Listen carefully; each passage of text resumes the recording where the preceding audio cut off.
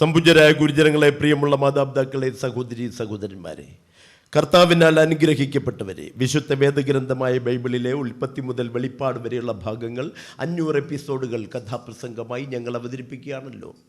അതിൻ്റെ 11 എപ്പിസോഡുകൾ നിങ്ങൾ കണ്ടു കഴിഞ്ഞു. ഇത് 12ാമത്തെ എപ്പിസോഡാണ്. സൈമൺ മീഡിയ വിഷൻ എന്ന എൻ്റെ യൂട്യൂബ് ചാനൽ കാണുകയും നിങ്ങൾ എന്നെ അനുഗ്രഹിക്കുകയും ചെയ്യുന്നതിനും നാടിൻ്റെ നാനാഭാഗങ്ങളിൽ നിന്നും എന്നെ അനുഗ്രഹിക്കുകയും ആശംസകൾ നേരുകയും നിരവധി വേദികളിൽ കഥാപ്രസംഗം അവതരിപ്പിക്കുകയും അവസരമൊരുക്കുകയും ചെയ്ത് നിങ്ങൾക്ക് കർത്താവായ യേശു ക്രിസ്തുവിൻ്റെ നാമത്തിൽ നന്ദി രേഖപ്പെടുത്തുന്നു. ഇന്ന് ഞാൻ നിങ്ങൾക്കായി 12ാം എപ്പിസോഡായി അവതരിപ്പിക്കുന്നു ലാബാനും പിന്നെ യാക്കോബും.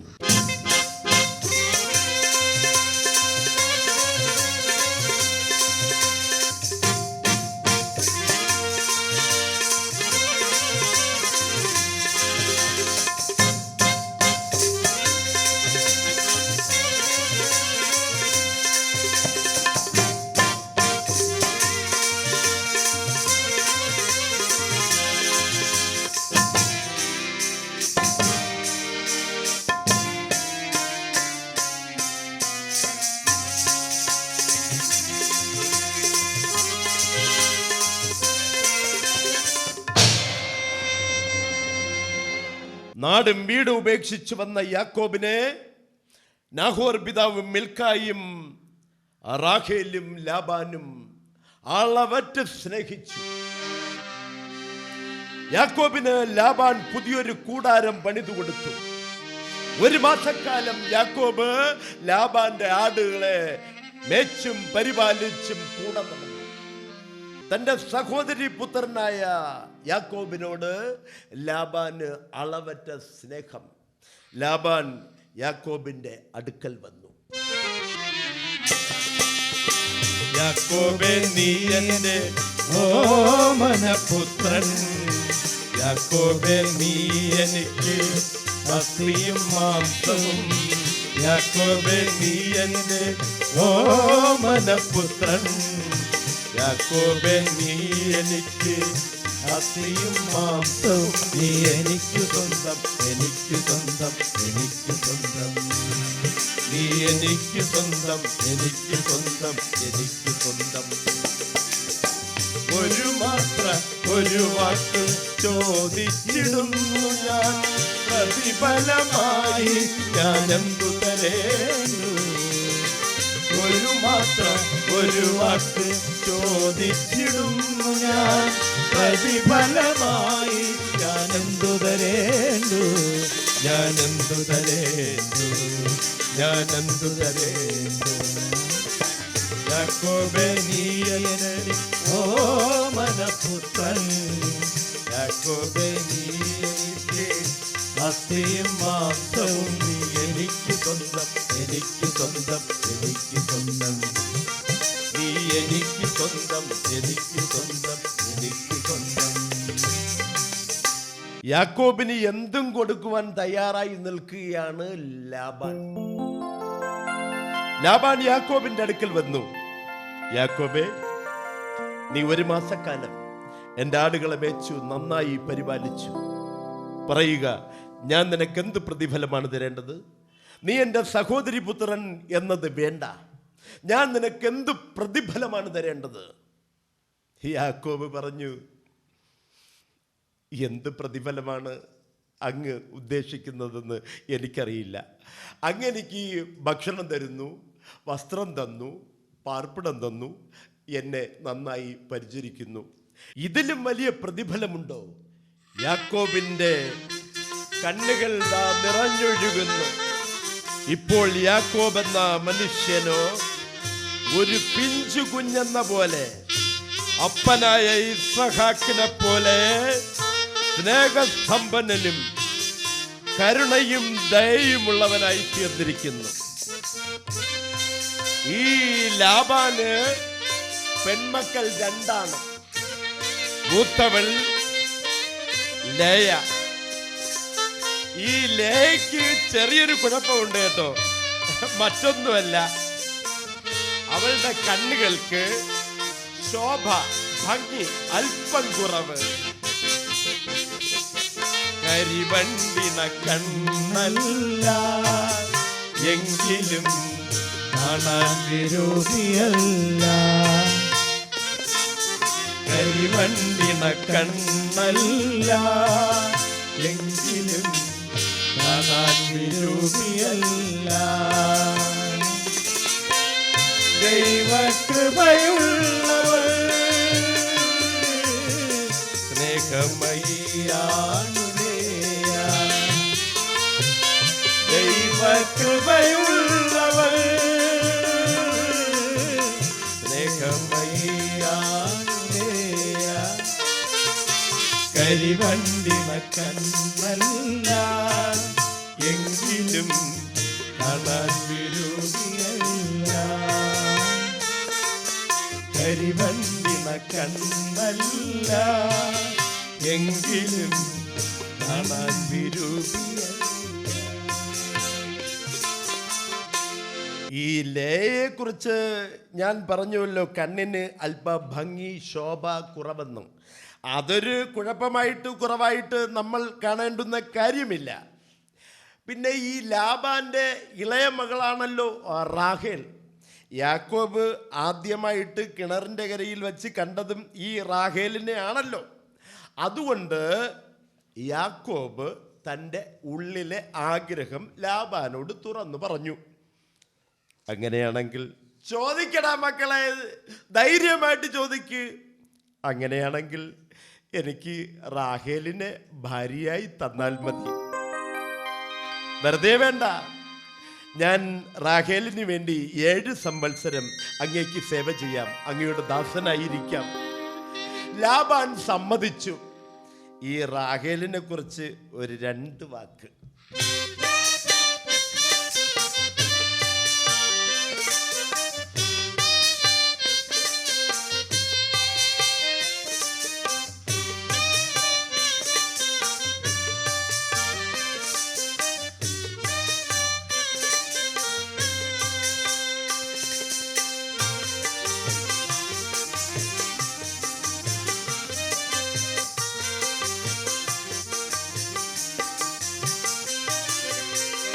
അന്തിതൻ പൊന്നൊളി വീരിയണിഞ്ഞപ്പോൾ നിറവസന്തമാർന്നു റാഹേൽ.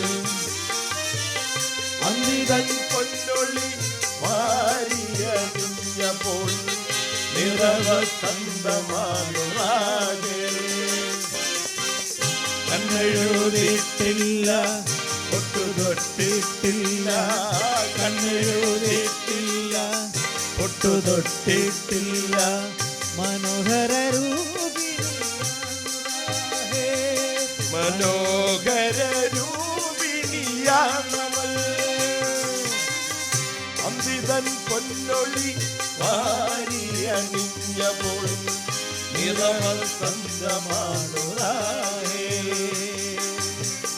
അന്തിതൻ പൊന്നൊളി വാരിയണിഞ്ഞപ്പോൾ നിറവസന്തമാണു റാഹേൽ. ഈ റാഹേലുണ്ടല്ലോ, അവൾക്കും ചെറിയൊരു കുഴപ്പമുണ്ട്. കുഴപ്പം മറ്റൊന്നുമല്ല, ഒറ്റ വാക്കിൽ പറഞ്ഞാൽ ഒരു എടുത്തുചാട്ടക്കാരി. അങ്ങോട്ടോടി ഇങ്ങോട്ടോടി നിൽക്കും, എല്ലാ കാര്യവും തുറന്ന് വിളിച്ചങ്ങ് സംസാരിക്കും.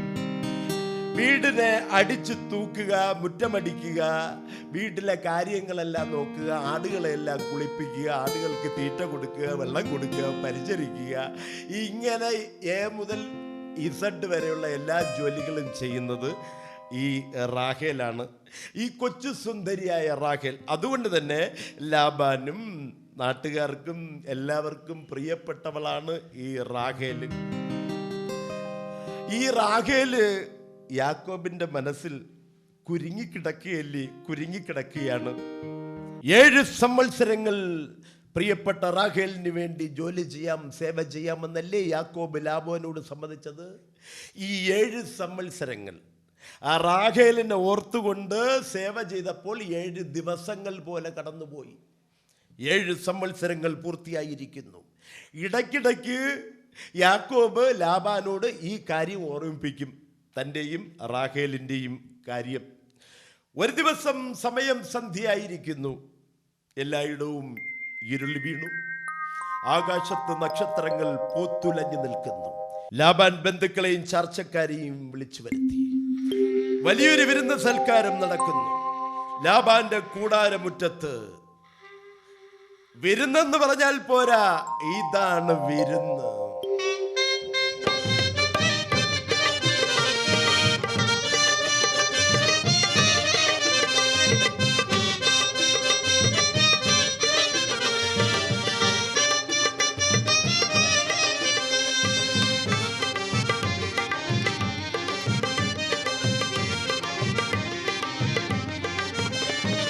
കോലാടുകൾ കാളക്കുട്ടികൾ, കോലാടുകൾ കാളക്കുട്ടികൾ വേറെ പാകം ചെയ്തു. കോലാടുകൾ കാളക്കുട്ടികൾ വേറെ പാകം ചെയ്തു. അപ്പവും മീഞ്ഞും ആവോളം പകർന്നു, പൊട്ടിച്ചിരികൾ മുഴങ്ങി. അപ്പവും മീഞ്ഞും ആവോളം പകർന്നു, പൊട്ടിച്ചിരികൾ മുഴങ്ങി. കോലാടുകൾ കാളക്കുട്ടികൾ, കോലാടുകൾ കാളക്കുട്ടികൾ.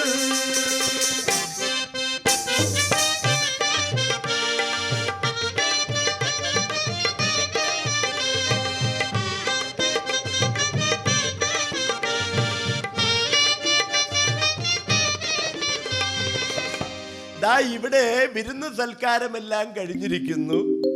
ഈ വിരുന്ന് സൽക്കാരത്തിൽ പങ്കെടുക്കുവാൻ 3 പേർ വിശേഷ വസ്ത്രം ധരിച്ചു നിൽക്കുന്നു. ഈ വിശേഷ വസ്ത്രം ആരൊക്കെയാണ് ധരിച്ചു നിൽക്കുന്നതെന്ന് നമുക്ക് നോക്കണ്ടേ. ഒന്ന്, ഈ യാക്കോബ് പുതുമണവാളനാണല്ലോ, അപ്പൊ വിശേഷ വസ്ത്രം ധരിക്കണം.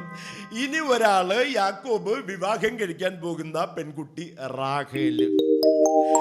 ഇനിയും ഒരാള് വിശേഷ വസ്ത്രം ധരിച്ചു നിൽക്കുന്നു. അതാരായിരിക്കാം? മറ്റാരുമല്ല, ലേയ. ലാബാന്റെ മൂത്ത മകൾ ലേയ. അവളും വിശേഷ വസ്ത്രം ധരിച്ചു നിൽക്കുകയാണ്. 3 പേർ വിശേഷ വസ്ത്രം ധരിച്ചു നിൽക്കുന്നു. അല്ല, ഈ ലേയ വിശേഷ വസ്ത്രം ധരിച്ചു നിൽക്കുന്നതിനെ കുറിച്ച് നമ്മൾ തെറ്റൊന്നും കാണണ്ട, പ്രത്യേകിച്ച് അത്ഭുതമൊന്നുമില്ല. കാരണം എന്താണെന്ന് പറഞ്ഞാൽ, തൻ്റെ വീട്ടിൽ ഒരു വിരുന്ന് സൽക്കാരം നടക്കുമ്പോൾ, അതും സമ്പന്നനായ തൻ്റെ അപ്പൻ്റെ വീട്ടിൽ ഒരു വിരുന്ന് സൽക്കാരം നടക്കുമ്പോൾ ലേയ ഒന്ന് അണിയുന്നതിൽ, ഒന്ന് ഒരുങ്ങുന്നതിൽ എന്താണ് തെറ്റ്? ഒരു തെറ്റുമില്ല. വിരുന്ന് സൽക്കാരമെല്ലാം കഴിഞ്ഞ് അവരവരുടെ സങ്കേതങ്ങളിൽ പൊക്കഴിഞ്ഞു. ഇരുളിന്റെ തിരശ്ശീല അഴിഞ്ഞു വീണു. കുറ്റാക്കൂരിട്ട് അതീവ സന്തോഷവാനായി തനിക്കായി കെട്ടിയൊരുക്കിയ കൂടാരത്തിനുള്ളിൽ നവവധുവായ റാഹേലിനെയും കാത്തിരിക്കുകയാണ് യാക്കോബ്.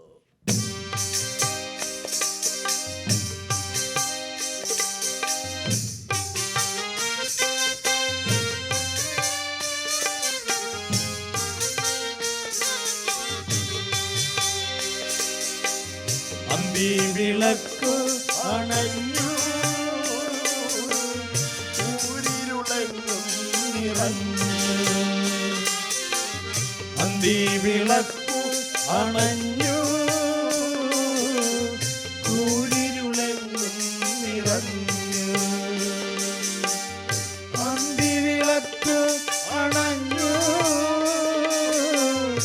ൂരിരുളെങ്ങും നിറഞ്ഞു.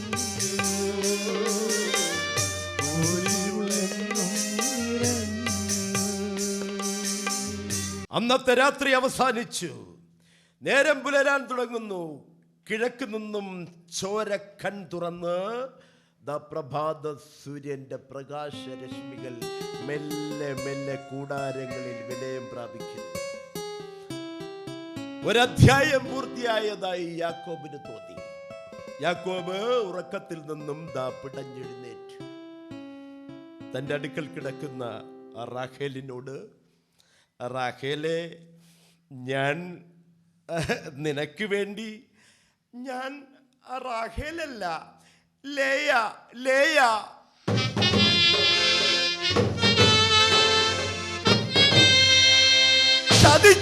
ചതിച്ചു.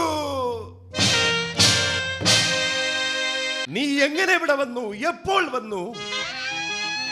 റാഹേൽ എവിടെ? അങ്ങ് എന്ത് ചോദ്യമായി ചോദിക്കുന്നേ? ഇന്നലെ വിരുന്ന് സൽക്കാരമെല്ലാം കഴിഞ്ഞ് അപ്പൻ എന്നെ ഈ കൂടാരത്തിൽ കൊണ്ടുവന്ന് വിട്ടു.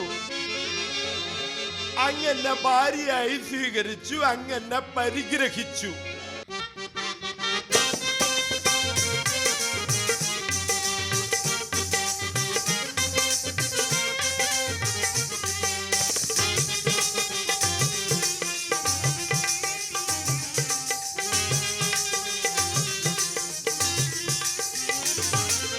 സോദരനോട് വഞ്ചന ചെയ്തു, അപ്പനെ കബളിപ്പിച്ചു. സോദരനോട് വഞ്ചന ചെയ്തു, അപ്പനെ കബളിപ്പിച്ചു. കാലം കരുതിയിരുന്നു, ചതിയൻ വിത്തു മുളച്ചു. കാലം കരുതിയിരുന്നു, ചതിയൻ വിത്തു മുളച്ചു. സോദരനോട് വഞ്ചന ചെയ്തു, അപ്പനെ കബളിപ്പിച്ചു. സോദരനോട് വഞ്ചന ചെയ്തു, അപ്പനെ കബളിപ്പിച്ചു. കാലം കരുതിയിരുന്നു, ചതിയൻ വിത്തു മുളച്ചു. കാലം കരുതിയിരുന്നു, ചതിയൻ വിത്തു മുളച്ചു. പ്രിയമുള്ളവരെ, നമ്മൾ വിതയ്ക്കുന്നത് വളരും, നമ്മുടെ തലയ്ക്ക് മുകളിൽ ഒരു വടവൃക്ഷമായി നിൽക്കും. നന്മ വിതച്ചാൽ നന്മ, തിന്മ വിതച്ചാൽ തിന്മ. തന്റെ പിതാവായ ഇസഹാക്ക് തന്റെ പ്രിയപുത്രനായ യേശാവിനോട് പറഞ്ഞ വാക്കുകൾ ദാ ഇവിടെ വളർന്ന് വടവൃക്ഷമായി യാക്കോബിന്റെ തലയ്ക്ക് മുകളിൽ നിൽക്കുന്നു. ചതിച്ചു, ചതിച്ചു.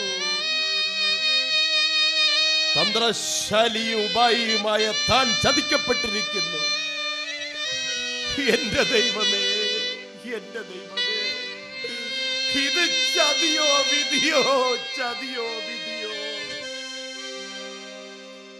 പ്രിയമുള്ളവരെ, നമ്മൾ മനസ്സിലാക്കാത്തതായ നിരവധി കാര്യങ്ങളുണ്ട്. യഹോവയായ ദൈവം നമ്മോട് പറയുന്നു, നീ നന്മയാണ് ചെയ്യുന്നതെങ്കിൽ നിനക്ക് നന്മ കിട്ടും. നീ തിന്മയാണ് ചെയ്യുന്നതെങ്കിൽ അതിന്റെ ഫലം നീ അനുഭവിച്ചേ മതിയാകും. ചരിത്രം അവസാനിക്കുന്നില്ല. ഈ ചരിത്രം ഞാൻ ഇങ്ങനെ പൂർണ്ണമാക്കുന്നു. ലാബാനും പിന്നെ യാക്കോബും